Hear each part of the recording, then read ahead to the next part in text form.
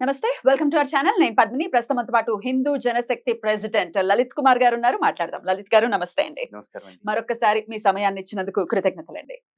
ఇక ఇక్కడ ఇందాక నేను అన్నాను, మాధవీలత గారు ఖచ్చితంగా ఒక సెన్సేషన్ ని క్రియేట్ చేశారా అని అనిపిస్తుంది. డెఫినెట్ గా కొంత నెగటివిటీని కూడా ఆవిడ తెచ్చుకున్నారు. బికాస్ ఆఫ్ విరించి అనుకోవచ్చు, లేకపోతే రకరకాల ఆస్పెక్ట్స్ ఉన్నాయి. పాజిటివిటీ కూడా డెఫినెట్ గా ఉంది. డెఫినెట్ గా పాలిటిక్స్ లోకి ఎంటర్ అవ్వడం ఆవిడ కూడా క్లియర్ గా చెప్పారు. ఇంటర్వ్యూస్ ఇచ్చిన చాలా మంది అడిగినటువంటి ప్రశ్నల్లో, మీరు పాలిటిక్స్ కోసమే కదా ఇలా అని అంటే, డెఫినెట్ గా నేను సీట్ ని ఎక్స్పెక్ట్ చేస్తున్నా అని చెప్పారు. అయినప్పటికీ పాలిటిక్స్ లోకి వెళ్ళడానికో సీట్ కోసమో ఈ హిందుత్వాన్ని వాడుకుని వస్తున్నారు అని చెప్పి మాట్లాడటం, ఇవన్నీ ఎట్లా చూస్తారు? సి మాధవీలత గారు సెన్సేషన్ ఇప్పటికి క్రియేట్ చేశారంటే yes it is a sensation. More than a sensation, she created a buzz. Definite గా బజ్ ని క్రియేట్ ఓల్డ్ సిటీ గురించి ఈ దేశం మొత్తం చూస్తుంది ఈ రోజున. అంత ధైర్యంగా కూడా అంటే మాట్లాడారు ఆవిడే. ఎందుకంటే డబ్బు ఉండటం ఒక్కటేనో లేకపోతే ఇంకొకటో రాజకీయాలకి అంటే ఎదుగుదలకు కారణం కాదు. ఆవిడ దగ్గర డబ్బుతో పాటు మాట్లాడగల టాలెంట్ ఉంది. మోర్ దాన్ దట్ సబ్జెక్ట్ ఉంది. దానికంటే కూడా కమిట్మెంట్ కనిపిస్తుంది హిందుత్వం పట్ల. ఆవిడ అలా అని చెప్పేసి హిందుత్వం పట్ల కమిట్మెంట్ ఉంది అంటే అక్కడ ఉన్న వేరే మతాల వాళ్ళందరినీ చంపేయండి, నరికేయండి అని అనట్లేదు ఆవిడ. ఆవిడ మోదీ గారి సిద్ధాంతం ఏదైతే ఉందో సబ్కా సాత్ సబ్కా వికాస్ అనే దాన్ని పుణికి పుచ్చుకున్నారు. ఆ సబ్కా సాత్ సబ్కా వికాస్ అన్నట్లు అందరినీ కలుపుకుంటూ వెళుతూ అందరూ ఓట్లు పొందే ప్రయత్నం చేస్తున్నారు. End of the day politics is number game అండి. ఆ నెంబర్ గేమ్ లో ఎవరికి 51 ఓట్స్ కావాలి, 51% ఓట్స్ ఎవరు వస్తే వాళ్ళు గెలిచిన వాళ్ళు. ఆవిడ 51% ఓట్స్ కోసం ఆవిడకి వీలైన అన్ని మార్గాల్లో ట్రయల్స్ చేస్తున్నారు. దానిలో తప్పేముంది? స్ట్రాటజిక్ గా వెళ్ళారు అనేది మాట్లాడుతున్నారు. హిందుత్వాన్ని వాడుకున్నారు అని మాట్లాడుతున్నారు. వాడుకోనివ్వండి, మేమే చెప్తున్నాం. ప్రతి రాజకీయ పార్టీ ఈ రోజు హిందుత్వం ఎత్తుకుంటే మాకు ఇంకా సంతోషం. ఆవిడ ఒక్కళ్ళేంటి? ఎండ్ ఆఫ్ ది డే రాజకీయ పార్టీలు అన్నీ కూడా హిందుత్వాన్ని ఎత్తుకునైనా సరే కనీసం హిందువుల పక్షానికి రావాలని మేము కోరుకుంటున్నాం. మా కోరిక ఎంత బలంగా ఉందంటే, అధికారంలో ఒక హిందుత్వ పార్టీ ఎట్లా ఉందో ప్రతిపక్షంలో కూడా రేపు హిందుత్వ భావజాలం కలిగిన పార్టీలే ఉండాలి. ఎందుకంటే 70 ఏళ్ల నుంచి హిందువులకు జరిగిన దోపిడీ కావచ్చు, అన్యాయం కావచ్చు, లేదా 2000 సంవత్సరాల నుంచి భారతదేశంలో హిందువులపై జరుగుతున్న అన్యాయాల విషయంలో కావచ్చు, మాకు నష్టపరిహారం జరగాలి అంటే మాత్రం ఖచ్చితంగా అన్ని పక్షాలు హిందుత్వాన్ని ఎత్తుకోవాలి. హిందువులకి బంగారపు ముద్దల్ని వండి పెడుతున్నా కూడా ఇది కాదు, ఇంకా హిందువులకి ఏదో చెయ్యాలి అని అడిగేంత పార్టీలు కావాలి మేము కోరుకుంటున్నాం. ఎందుకంటే హిందువులకి అంత స్థాయిలో అన్యాయం జరిగింది, ఈ రోజు కూడా జరుగుతూ ఉంది. అటువంటి అన్యాయాన్ని ప్రశ్నిస్తానికి ఆవిడ వచ్చి హిందుత్వాన్ని వాడుకుంటున్నారంటే మాకేం అభ్యంతరం లేదుగా. హిందువులుగా హిందుత్వవాదులుగా మాకు లేని అభ్యంతరం మిగతా వాళ్ళకి ఎందుకు ఉండాలండి? అండ్ మోరోవర్ ఆవిడ గురించి హాస్పిటల్స్ గురించి చెప్తున్నారు. వ్యాపారాలు చేసేటప్పుడు దానిలో మంచి జరగవచ్చు, ఒక్కోసారి తెలియకుండా చెడు జరగవచ్చు, లేదా కొన్నిసార్లు ఉద్దేశపూర్వకంగా కొన్ని జరిగితే జరిగి ఉండొచ్చు. చిన్నప్పుడు ఇప్పుడు ఫారెక్స్ తిన్నారు కదా అని పెద్ద అయిన తర్వాత కూడా అదే తింటూ కూర్చోరు కదా. గతంలో ఎవడో మందు తాగాడని జీవితకాలం వాటి తర్వాత మందు మానేసినా కూడా దాన్నే పెట్టి దెప్పలేంగా. అలాగే దెప్పకూడదు కూడా.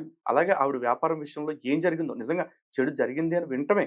నేనైతే చూడలేదు పర్టికులర్ గా. చూడనప్పుడు నేను ఎందుకు మాట్లాడతాను? నాకు ఇప్పుడు మాధవీలత గారు ఏంటి, మాధవీలత గారు గెలిస్తే ఏం చేస్తాం అంటున్నారు. గెలిచిన తర్వాత అవి చేసే ఆలోచన, లేకపోతే గెలిచిన తర్వాత చేసే చిత్తశుద్ధి ఆవిడలో ఉందా లేదా, వీటిల్ని నేను దూరం నుంచి చూస్తున్నప్పుడైతే నాకు ఖచ్చితంగా కాన్ఫిడెంట్ గా ఉన్నాను. నేను ఆవిడ గెలవాలని మనస్ఫూర్తిగా కోరుకుంటున్నా. నేను గెలవాలని అంటే ఆవిడ గెలవాలని నేను కోరుకోవడానికి కారణం ఏంటంటే, మాధవీలత గారి మీద అభిమానం కాదు అక్కడ. ఓల్డ్ సిటీ ప్రజలు ఎవరైతే ఉన్నారో వాళ్ళు కూడా జీవితాలు మారాలి. వాళ్ళందరూ కూడా ఆ ఇరుకు వీధుల్లో నుంచి, ఆ బురక చీకట్లలో నుంచి బయటికి రావాలి. వాళ్ళు కూడా ఆనందంగా బతకాలని మేము కోరుకుంటున్నాం. కాబట్టి వాళ్ళు గత 40 ఏళ్ళుగా 50 ఏళ్ళుగా ఎంపీలుగా ఉంటూ ఏ పని చేయకుండా కేవలం మతం లేదా మత ఉద్రిక్తతల్ని రెచ్చగొడుతూ బ్రతికేసిన వాళ్ళు ఎవరైతే ఉన్నారో వాళ్ళ కబద్ధ హస్తాల్లోంచి వీళ్ళు బయటికి రావాలని కోరుకుంటున్నాం. దానికి ఆప్షన్ ఎవరు అంటే ఇప్పటికి నేను చూసిన వాళ్ళు the best leader is Madhavilatha. వాళ్ళు చూస్ చేసుకుంటారా మాధవీలత గారిని? నాకైతే ఖచ్చితంగా నమ్మకం ఉందండి మాధవీలత గారిని చూస్ చేసుకుంటారని. బికాస్ ఎందుకంటే 40 ఏళ్ల అణచివేత తర్వాత కూడా 40 ఏళ్ల దాన్ని ఏమంటారు మోసం తర్వాత కూడా ఇంకా ఆలోచించకుండా ఉంటారని అయితే నేను అనుకోవట్లేదు. ఖచ్చితంగా ఆలోచిస్తారనుకుంటున్నా. మాధవీలత గారిని గెలిపిస్తారని అనుకుంటున్నా. దానికి తోడు రీసెంట్ గా జిహెచ్ఎంసీ ఎలక్షన్ కమిషన్ తీసుకున్న నిర్ణయం ఒకటి, జిహెచ్ఎంసీ పరిధిలో ఉన్న దాదాపు 5,40,000 దొంగ ఓట్లని, చనిపోయిన ఓట్లు కావచ్చు, దొంగ ఓట్లు కావచ్చు, వీటన్నింటినీ కూడా తొలగించడం జరిగింది. కాబట్టి ఓల్డ్ సిటీ ఎన్నిక, హైదరాబాద్ ఎంపీ ఎన్నిక ఈసారి పారదర్శకంగా జరుగుతుందని మేము అనుకుంటున్నాం. At the same time Asaduddin Owaisi, Akbaruddin ఓవైసీలు వాళ్ళు గతంలో చేసిన ఎలక్షన్ రుబాబులు ఏవైతే ఉన్నాయో ఈసారి అవి కూడా అడ్డుకట్ట పడుతుందని అనుకుంటున్నాం. ఎట్లాంటి రుబాబులు చేశారండి? ఎలక్షన్ పోలింగ్ బూత్లకు వెళ్ళిపోయి ఉమ్, బూత్లను మేనేజ్ చేయడం, బూత్ ఉమ్, క్యాప్చరింగ్ అట్లాంటి వార్తలు చాలా విన్నాం మేము ఉమ్, ఉమ్, యూట్యూబ్. ఉమ్. ఈసారి అట్లాంటివన్నీ కూడా కట్టడి చేస్తారని చెప్పేసి అనుకుంటున్నాం. రైట్. కాంగ్రెస్ పార్టీ చేస్తుందని అనుకోవచ్చా? మేబీ కాంగ్రెస్ పార్టీ కావచ్చు, ఎంఐఎం సపోర్ట్ చేసే ఇతర పార్టీలు కావచ్చు, లేదా ఎంఐఎం స్వయంగా కావచ్చు, ఎవరు చేస్తారనేది ఉమ్. అట్ అంటే government this point of that at this point of time I may not but government చేస్తుందా అంత పారదర్శకంగా? సి. ఎలక్షన్ అనేది ఎలక్షన్ కమిషన్ ఆధ్వర్యంలో ఎలక్షన్ నడుస్తుంది. Commission it's an autonomous body. కాబట్టి ఎలక్షన్ కమిషన్ మీద మాకు నమ్మకం ఉంది. రైట్. మాకు ఎలక్షన్ కమిషన్ మీద కాదు, ఈ దేశపు హిందువులుగా మేము చెప్తున్నాం, ఈ దేశంలో ఉన్న ప్రతి వ్యవస్థ పట్ల మాకు సంపూర్ణ గౌరవం ఉంది. Mm. ఈ దేశంలో వ్యవస్థల్ని, రాజ్యాంగాన్ని గౌరవించే Right. ఏకైక వర్గం, మళ్ళీ చెప్తున్నానండి, Right. ఏకైక వర్గం హిందువులు మాత్రమే. రైట్. అయితే ఆవిడకి ప్రాణహాని ఉంది అనే వార్తలు కూడా తెగ వైరల్ అయ్యాయి, చూసే ఉన్నాము. ఆవిడకి వై కేటగిరీ సెక్యూరిటీని కూడా ఇవ్వటం జరిగింది. ప్రాణహాని ఉంటుందని అనుకోవచ్చా?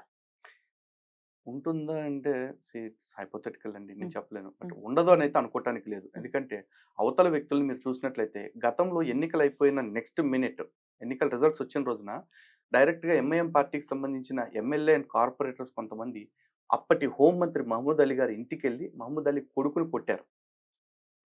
అప్పుడు deputy CM come home minister. ఒక హోమ్ మినిస్టర్ కమ్ డిప్యూటీ సీఎంని ఇంటికి వెళ్ళి కొట్టిన వాళ్ళకి ఒక ఎంపీ ఆస్పిరెంట్, ఎంపీ కంటెస్టెంట్ ఆవిడ మీద దాడి చేయరంటానికి, లేకపోతే ఆవిడకి ఏదో హాని చేయరంటానికి ఏం గ్యారంటీ ఉంది? కాబట్టి జరగదు అనుకోవటానికి ఖచ్చితంగా లేదు. కానీ అంత ధైర్యంగా ఒక ఒక స్త్రీ, డెఫినెట్ గా మనకి చరిత్ర చూసుకుంటే మనం చాలా మందిని చూసాం అంత ధైర్యంగా ఉన్నటువంటి స్త్రీలు. ఇప్పుడు మళ్ళీ ఇంకో మాధవి లత గారిని చూస్తున్నాము. అంత ధైర్యంగా మాట్లాడుతున్న తీరుని ఎలా చూడొచ్చు? ఫస్ట్లీ ఇక్కడ ఒకటండి, అంత ధైర్యంగా మాట్లాడుతున్న స్త్రీ అంటే స్త్రీ ఎప్పుడు అయినంత అంటే మాత్రం ధైర్యం ఉండదు. భయపడుతుందని కాదు, స్త్రీకి అందరికంటే ఎక్కువ ధైర్యం ఉంటుంది. డెఫినెట్లీ ఒక బిడ్డని ఎందుకంటే కనాలంటే బోల్డ్ అంత ధైర్యం కావాలి. గతంలో కూడా మాట్లాడుకున్నాం మనం, అవును. ఒక బిడ్డని కనాలంటే ఆ అవును. ప్రాణం మళ్ళీ జన్మను పొందటం లేక పొందాలి. అవును. అలాంటి దానికి సిద్ధపడుతున్నాడు అవును. స్త్రీలు. అంతేకాదు, సీతమ్మ తల్లిని చూసుకుంటే రాముడైనా సరే సీతమ్మ లేనంత కాలం తమ్ముడు పక్కనుండగా, వానరులందరూ పక్కనుండగా జీవించాడు. కానీ ఎవ్వరూ లేకపోయినా సరే రాముడు వస్తాడనే ఒంటరిగా. నమ్మకంతో ఒంటరిగా తల్లి రాక్షసుల మధ్య బ్రతికింది. ఆడవాళ్ళ ధైర్యానికి అసలు మనం సర్టిఫికెట్ ఇచ్చేది డెఫినెట్లీ ఏంటండి? డెఫినెట్లీ. ఎందుకంటే మహిషాసుర మధ్యని అమ్మవారు ఎవరు కదా. ఈ రోజున మరొక ఆదిశక్తి అవతారం కింద చూస్తాను ఏ స్త్రీమూర్తినైనా సరే. అలాంటి పరిస్థితుల్లో ఇప్పుడు ఓల్డ్ సిటీలో ఒక అసురుడి మీద పోటీ చేస్తున్నారు ఆవిడ అంటే ఖచ్చితంగా ఆవిడ కూడా ఆదిశక్తి స్వరూపం అనుకుంటాను. డెఫినెట్లీ విన్ అవ్వాలని మనస్ఫూర్తిగా కోరుకుంటున్నాం. ఈ మధ్య మరి ఇప్పుడు బాగా ట్రెండింగ్, బాగా ఎంటర్టైనింగ్ విషయం ఏదైనా ఉందంటే పాలిటిక్స్. డెఫినెట్ గా ఎలక్షన్ ఎలక్షన్స్, ఆ మూడ్ మామూలుగా లేదు, ఆ హీట్ మామూలుగా లేదు. ఎట్లా ఎంజాయ్ చేస్తున్నారా? Not well, but not well. ఎందుకంటే పెద్ద అంటే పాలిటిక్స్ పెద్ద ఇంట్రెస్ట్ లేదా? మరి అడగచ్చా నేను ఈ ప్రశ్నలు? డెఫినెట్గా అడగొచ్చు. See, నాకు ఇంట్రెస్ట్ ఉందా లేదా అనేది పక్కన పెడితే everyone is connected with politics అండి భారతదేశంలో. ఎందుకంటే మన రూల్ చేస్తుంది వాళ్ళే, మన ఏడిపిస్తుంది వాళ్ళే. కాబట్టి ఎవరు దాని నుంచి తప్పించుకునే అవకాశం లేదు. కాబట్టి సమాధానం చెప్పడానికి ఎటువంటి అభ్యంతరం లేదు. సో ప్రిడిక్షన్ చెప్పండి సమాధానంతో పాటు.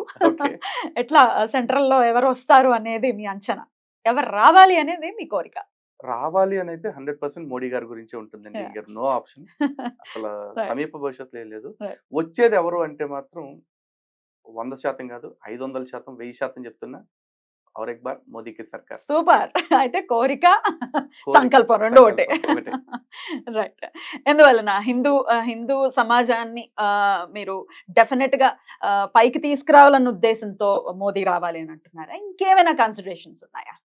ఒకటండి, హిందూ సమాజం కోసం మోదీ గారు ప్రత్యేకంగా ఏదైనా చేశారు అని చెప్తే అప్పుడు నేను అనొచ్చు అన్నమాట. మోడీ గారు ఈ దేశం కోసం చేశారు, ఏది చేసినా కూడా హిందూ సమాజం కోసం ప్రత్యేకంగా ఏమీ చేయలేదు. ఈరోజు రామ మందిర్ నిర్మాణం జరిగింది కాబట్టి అది మోడీ అనుకుంటారు. రామ మందిర్ నిర్మాణం చేసింది ఎవరు?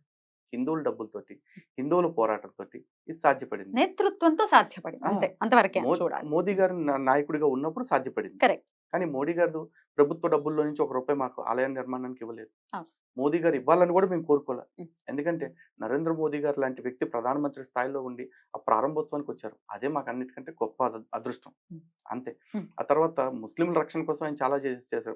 అంటే ట్రిపుల్ తలాక్ తీసేయటం కావచ్చు, లేకపోతే కొన్ని చట్టాలు కావచ్చు చేయటం చేశారు. అలాగే మైనారిటీల రక్షణ కోసం అని చెప్పేసి ఇంకెన్నో చట్టాలు చేశారు. కానీ మతపరంగా హిందువుల కోసం ఫలానా అని చెప్పేసి ఏం చేయలేదే. ఆర్టికల్ 370 రద్దు చేశారు. అది దేశం మొత్తానికి క్షేమకరం. అంతే. అది ఒక్క హిందువులకే కాదుగా. మోదీ గారు ఏ రోజు కూడా మత నాయకుడిగా ఎప్పుడు ప్రవర్తించలేదు. ఆయన లోక నాయకుడిగానే ప్రవర్తించారు.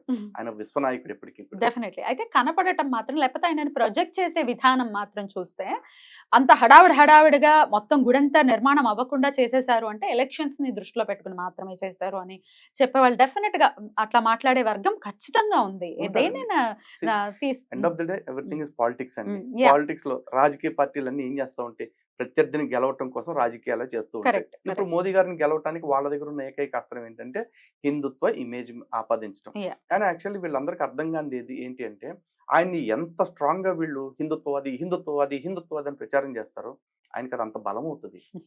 అది బలహీనత అవ్వదు ఎప్పటికీ కూడా. Yeah. ఎందుకంటే ఈ దేశపు మెజారిటీలు 70% ఉంది హిందువులు.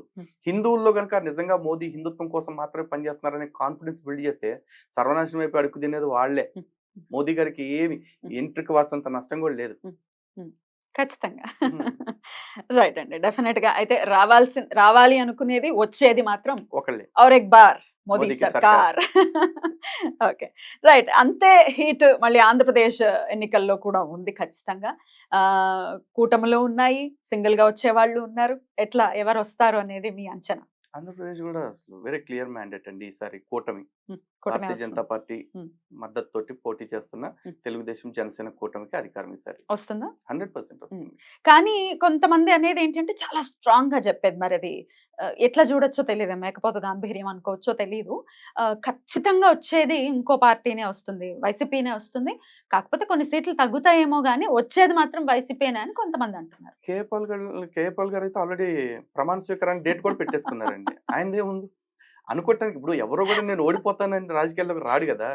కేపాల్ కూడా నెక్స్ట్ ముఖ్యమంత్రి ఆయన ఒకసారి ప్రధానమంత్రి స్థాయిలో కూడా మాట్లాడారు. ఆయన కాన్ఫిడెన్స్ లెవెల్స్ ఎట్లా ఉన్నాయంటే, పవన్ కళ్యాణ్ నువ్వు నా పార్టీలోకి రా, నిన్ను ముఖ్యమంత్రిని చేస్తా, నేను కావాలంటే ప్రధానమంత్రి అయిపోతా అని చెప్పేసి అన్నాడు ఆయన. అసలైన ఎంటర్టైన్మెంట్. అట్లాంటిది వీళ్ళు అనుకోవటంలో పెద్ద తప్పేముందండి. ఎవరికళ్ళు అట్లాగే అనుకుంటారు. అంత అమాయకంగా ఎలా మాట్లాడుతున్నారండి కే పాల్ గారు? అంటే అది అమాయకమా లేకపోతే ఇంకేమైనా ఇబ్బంది? అమాయకత్వం మనం ఎందుకు అనుకోలేండి. ఆయన పార్టీ మీద ఆయనకున్న కాన్ఫిడెన్స్ కావచ్చు బహుశా. ఇప్పుడు వైసీపీ వాళ్ళు అంటున్నారు కదా మేమే గెలుస్తామని చెప్పేసి. అట్లా కే పాల్ తో కంపారిజన్? కంపారిజన్ కాదని చెప్తున్నా. అంటే రాజకీయాల్లో ఎవరి కాన్ఫిడెన్స్ వాళ్ళకు ఉంటుంది. Right. కేపాల్ కాన్ఫిడెన్స్ కేపాల్ అయితే, వైసీపీ కాన్ఫిడెన్స్ వైసీపీది, టీడీపీ జనసేన కాన్ఫిడెన్స్ వాళ్ళది. రైట్. అయితే ఇంత so end of the day నేను ఒకటి చెప్తానండి. మోదీ పర్సన్ బియాండ్ ఇమేజ్ ఒక ఆయన ఉన్నారు. ఆయన ఎటు నిలబడితే విజయం అటే ఉంటుంది. ఎందుకంటే ఆయన అవతార పురుషుడు, డౌటే లేదు. మోడీ ఎటుంటే గెలుపట్టే. Simple logic. ఓకే. అయితే ఈ కూటమి ఏర్పడిన తర్వాత వినిపించేటటువంటి మాట సింహం సింగిల్ గా వస్తుంది అనే సినిమా డైలాగ్ వినిపిస్తూ ఉంటుంది అటు పక్క నుంచి. ఓకే. సమ్ టైమ్స్ దొంగలు కూడా సింగిల్ గా వస్తుంటారు నైట్ టైం దోచుకోవటానికి. వాళ్ళని గ్యాంగ్ బ్యాంగ్ రాదు కదా. కానీ దొంగలు పట్టుకోవడానికి పోలీసులు మరి పెద్ద పెట్రోలింగ్ వ్యాన్ వేసుకుని ఒక 5-10 మంది వస్తా ఉంటారు. తప్పదు. బాబాయ్. Just it's comparison. రైట్.